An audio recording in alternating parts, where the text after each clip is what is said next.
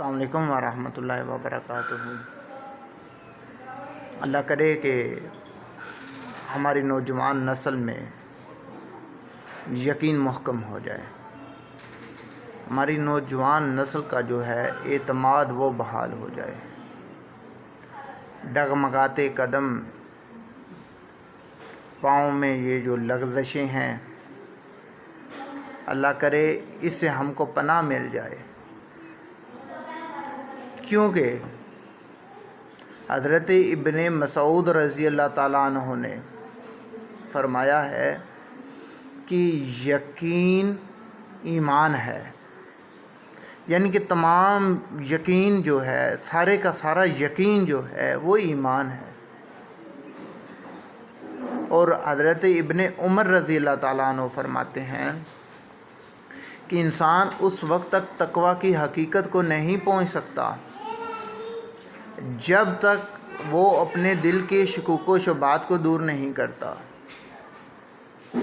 ان دو چیزوں کو لے کر آج ہم بات کریں گے کہ ہم مسلمان ہونے کے باوجود آج رسوا کیوں ہو رہے ہیں، کیونکہ ہمارا یقین جو ہے وہ بکھر چکا ہے۔ ہمیں اب یہ یقین نہیں رہا کہ ہمارا خالق جو ہے وہ ہمارا رازق ہے۔ کیوں؟ فرانس کے مسئلے پر دیکھ لیں، ہم نے کہا تھا ہم بھوکے مر جائیں گے، تو وہ صحابہ تھے جو پکے ہوئے باغ چھوڑ کر آ گئے تھے۔ ادھر یقین تھا، ایمان تھا، ادھر جب یقین نہیں تو ایمان نہیں ہے۔ ایسے ہی جو حضرت ابن مسعود نے فرمایا سارے کا سارا یقین ایمان ہے، اس پر ذرا غور تو کریں۔ مثال کے طور پر اللہ وحدہ لا شریک، اس کو ہم نے یکتا مانا، ہمارا عقیدہ اس کے سوا کوئی جو ہے لائق عبادت نہیں، وہ اکیلا ہے، وہ وحدہ لا شریک ہے، اس کا کوئی شریک نہیں، وہ اکیلا ہے۔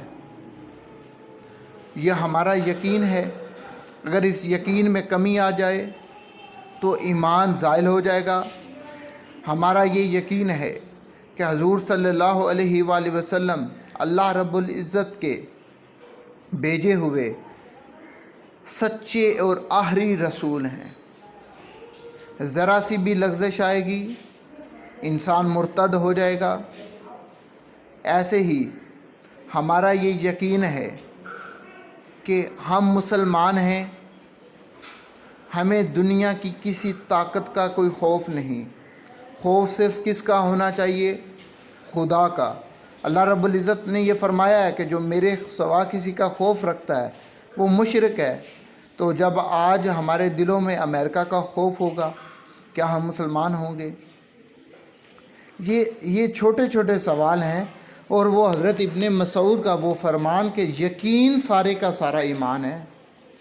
اگر یقین میں کہیں کمی آ جائے گی تو آپ کا ایمان چلا جائے گا۔ یقین ہی ایمان ہے۔ تو اس یقین کو آپ کسی پہلو میں لے لیں، دنیاوی پہلو میں لے آئیں۔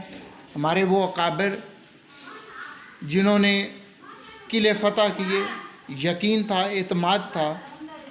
وہ لوگ جو کاروبار میں بے ساز و سامان نکلے تھے، چھوٹے سے سرمایہ سے انہوں نے محنت کی، کامیاب ہوئے۔ کیوں؟ کیونکہ انہیں اپنے ہاتھوں پر یقین تھا۔ تو جب ہم قدم اٹھاتے ہیں تو ہمارے قدم ڈگمگا رہے ہوتے ہیں، پھر ناکامیاں مقدر بنتی ہیں، پھر کامیابیاں مقدر نہیں بنتی۔ یہ جو یقین ہے نا، یہ لازم ہے، اس کو ہم نے بحال کرنا ہوگا۔ مثال کے طور پر ایک اور مثال لے لیں، آپ دنیا کا کوئی کام کر رہے ہیں، آپ مشکلات میں پھنس گئے ہیں۔ اگر آپ کو یہ یقین نہیں کہ میرا خالق مجھ کو اپنا فضل کر کے مجھے مشکلات سے نکال لے گا، آپ ساری زندگی میں مشکلات میں تنفر ہوگے۔ ہو ہی نہیں سکتا کہ آپ اس مصیبت سے نکل جائیں۔ لیکن جب رب کے فضل کا یقین ہوگا، فوراً آپ انشاءاللہ بہت جلد مصیبتوں سے باہر آ جائیں گے۔